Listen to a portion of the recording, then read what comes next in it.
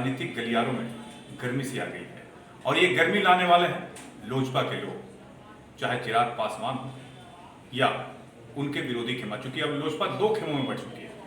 हमारे साथ मौजूद हैं बात करने के लिए युवा हृदय सम्राट पुरुषोत्तम राज जी, जो समाज सेवी भी हैं। बात करेंगे इनसे, क्या कहेंगे इस वर्तमान स्थिति पर। सबसे पहली बात तो मैं ईशा न्यूज़ को बहुत बहुत धन्यवाद देना चाहता हूं और इनके दर्शकों को भी मेरा बहुत बहुत प्रणाम, आप सबको बहुत बहुत धन्यवाद। देखिए, लोजपा की बात जहाँ पर आए तो बिहार में एक बहुत तरह की राजनीतिक असमंजस उत्पन्न हो रहा है कि लोजपा चिराग पासवान का है कि पशुपति पार्शनाथ का है। तो लीगल संविधानिक तौर पर देखा जाए तो लोजपा कहीं न कहीं आदरणीय रामविलास पासवान जी का बनाया हुआ है, सॉरी उनके पुत्र को अपने राष्ट्रीय अध्यक्ष बनाए गए थे।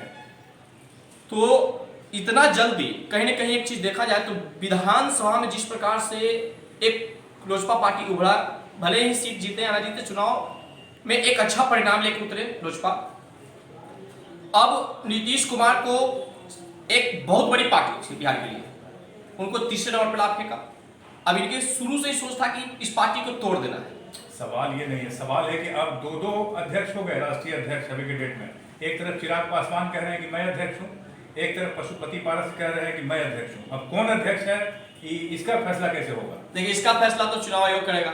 अब जिसके साथ ज्यादा कार्यकारिणी के सदस्य रहेंगे, राष्ट्रीय कार्यकारिणी के सदस्य रहेंगे, पार्टी के कार्यकारिणी के सदस्य जिसके तरफ ज्यादा हो, तो संवैधानिक तौर पर तो राष्ट्रीय अध्यक्ष उसी का होना चाहिए। तो अब अभी दोनों कह रहे हैं कि मेरे पास है, मेरे पास है। नहीं, कहने सुनिए होगा, कल पशुपति पारसनाथ भी देखे, उनका भी मीटिंग था, उसमें 9 से 10 लोग का पहुंचने का एक खबर आ रहा है।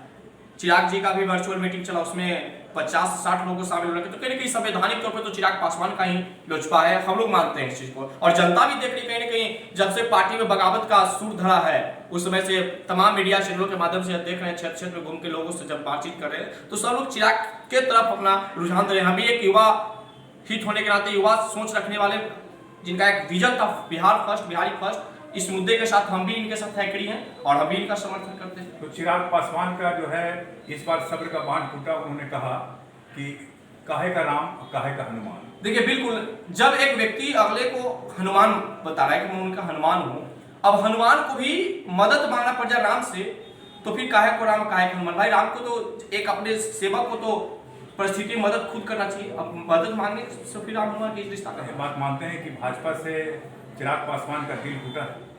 देखिए, अब भाजपा अगर इनको मदद नहीं कर, जिस प्रकार ये भाजपा का हनुमान बताते आ रहे हैं पूरे चुनाव में, अब बात भी सही है, भाजपा का जो परिणाम बिहार में है लोजपा के वजह से है। अब इसके बाद भी अगर भाजपा इनको सपोर्ट नहीं करे तो कहीं ना कहीं दिल तो टूटेगा ही। दिल टूट चुका है, टूट चुका है कि नहीं टूटा, इसमें तो अभी भाजपा का चुप्पी है, भाजपा इस पर कुछ बोल नहीं रहे हैं। अब वो जब तक भाजपा के बड़े नेता के ऊपर से कुछ बयान नहीं होता इस मुद्दे पर, तो ऐसा नहीं माना जाएगा कि चिराग पासवान का चुप्पी सा। अब वो भी पूरे मौसम को भाप रहे हैं कि जनता किसके तरफ है। अगली बात में देखिए, भाजपा किसके तरफ फैसला लेता है। अब क्या होगा? लोजपा जिस प्रकार से चिराग पासवान जी के साथ है, वो भी कार्यकारिणी का मीटिंग करेंगे और उसके बाद चुनाव आयोग उस पर फैसला लेगा। संवैधानिक तौर पे तो लोजपा चिराग पासवान का है और चिराग पासवान का ही रहेगा। ये जो एक घटना ये हुई इस तरह की, इस घटना के बारे में क्या कहेंगे? लोग अपने मतलब सत्ता के लिए किस तरह से व्याकुल हैं, इसके बारे में आप क्या कहें? देखिए, बिल्कुल, ये तो कहीं ना कहीं सत्ता की लालच की वजह से ही पार्टी में बगावत फैलाया गया है। पशुपति पारसनाथ जी के जो एक बताए, कल उनका मीटिंग में ये भाषा था कि एक जब तानाशाह भतीजा हो जाए तो चाचा क्या करेगा।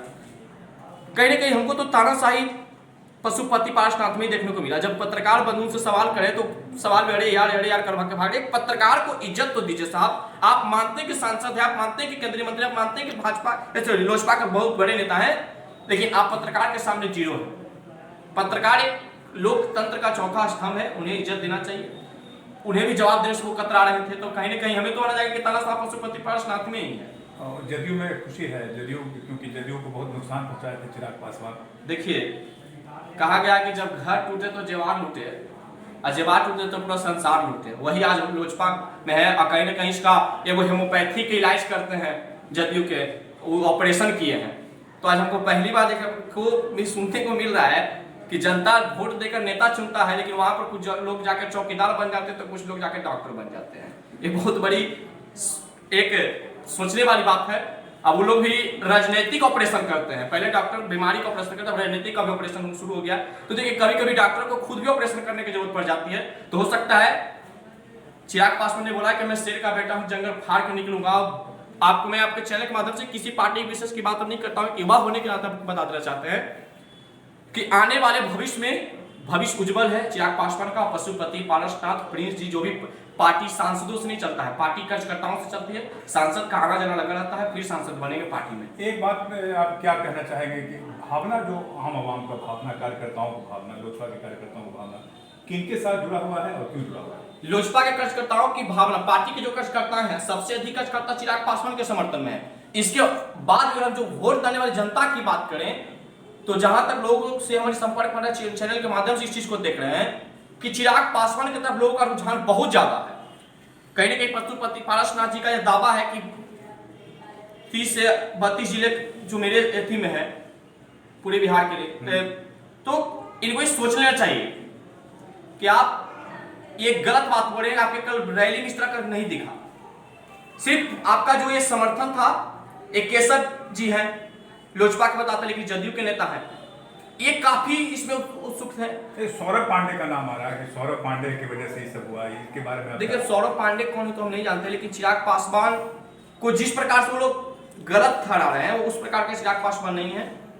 हमारी उनसे कोई ज्यादा मुलाकात, खास मुलाकात है, लेकिन एक बार जब हमारे यहाँ गांव में जब उनका आगमन होता तो हम लोगों ने स्वागत किया, और जिस प्रकार से उन्होंने कहा उस प्रकार से जनता के बात को मानते उन्होंने हर चीज को किया। बहुत सारे नेताओं में देखते हैं कि गाड़ी पर सुताना भी लाजमी नहीं समझते हैं, ये तो जनता से मुलाकात भी की, तब तो मानेंगे अच्छा नेता। आप तो किसी पार्टी में नहीं है, आप तो लोजपा में भी नहीं है, भाजपा में भी नहीं है, जदयू में भी नहीं है, किसी पार्टी में नहीं है, लेकिन इस मुद्दे पर आपको क्यों खुलकर बोलना पड़ रहा है? देखिए, हमें राजनीतिक बात तो आज तक यार, हम लोग समाज के काम करते हैं, समाज का काम आजीवन करता रहूंगा, लेकिन अब हम जैसे युवाओं को बिहार के तमाम राजनीति पर भी नजर बनाए रखना चाहिए, क्योंकि लोग जिस प्रकार से लोकतंत्र में निष्पक्ष भावनाओं से वोट देते हैं, भाजपा लोजपा को देते हैं, ये लोग तोड़ ताड़ के जो राजनीति की इधर उधर करता है, कहीं ना कहीं जनता की भावनाओं को तोड़ने का ये लोग काम करते हैं।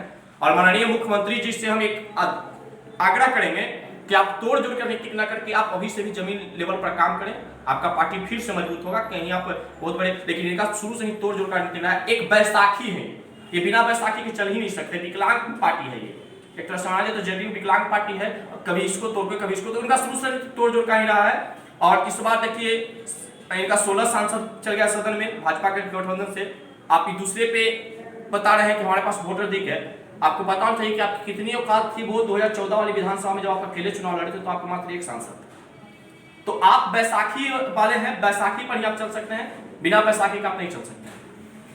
तो बिना बैसाखी के नहीं चलने की बात कह रहे हैं जदयू नीतीश कुमार को, और पुरुषोत्तम राज जी ये भी कह रहे हैं कि चिराग पासवान के साथ जो कार्यकर्ताओं की भावना है, आम आवाम की भावना है, वो पूरी तरह से जुड़ी हुई है, और वो ही सच्चे नेता है। लेकिन सच्चाई क्या है ये तो आने वाला वक्त बताएगा। आप देखते रहिए ईशा न्यूज़।